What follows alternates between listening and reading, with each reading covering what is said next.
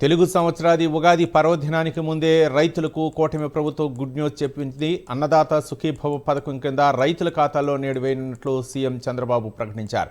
అమరావతి జిల్లా కలెక్టర్ల సమావేశంలో సీఎం ఈ ప్రకటన చేశారు. నేడు కృష్ణా జిల్లా ఘనవరం నియోజకవర్గం సూరంపల్లి వేదికగా జరిగే కార్యక్రమంలో సీఎం చంద్రబాబు ఈ నగదును రైతుల ఖాతాల్లో వేయనున్నారు. 6,000 రూపాయల చొప్పున దాదాపు 46.85 లక్షల మంది ఖాతాల్లో 2,808 కోట్ల రూపాయలు జమ కానున్నాయి.